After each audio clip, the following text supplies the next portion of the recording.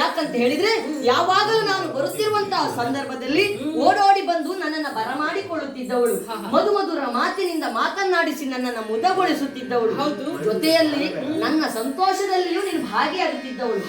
ಆದ್ರಿಂದ ಹಾಗಲ್ಲವೇ ಅಲ್ಲ, ಮತ್ತೆ ನಾನು ಬಂದು ಇಷ್ಟು ಹೊತ್ತಾದರೂ ಸಹ ಒಂದೇ ಒಂದು ಮಾತನಾಡುವುದಕ್ಕೆ ಮುಂದಾದವಳಲ್ಲ ನೀನು. ಯಾಕಿ ಮೌನ, ಯಾಕಿ ಮುನಿಸು ಹೇಳಬಾರ್ದೆ?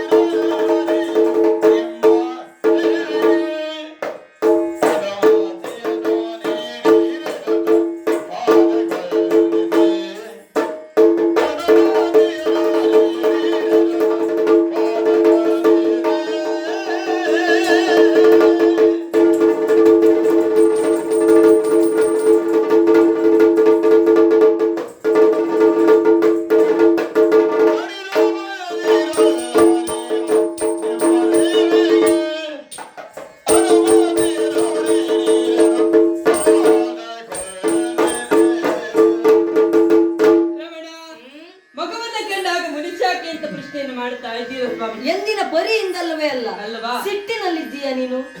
ಹೌದು, ಕೇಳುವುದು ಸ್ವಾಮಿ. ಈ ಹಿಂದೆ ನಮ್ಮ ಮಾವನವರು ದೇವಲೋಕದವರಿಗಾಗಿ ಹೋದವರು, ಸರಿ ಮರಳಿ ಬಂದ್ರ? ಇಲ್ಲವೇ ಇಲ್ಲ, ಅಲ್ಲೇ ಹತ್ತಿರ ಆಗಿ ಹೋದ್ರು ಸ್ವಾಮಿ.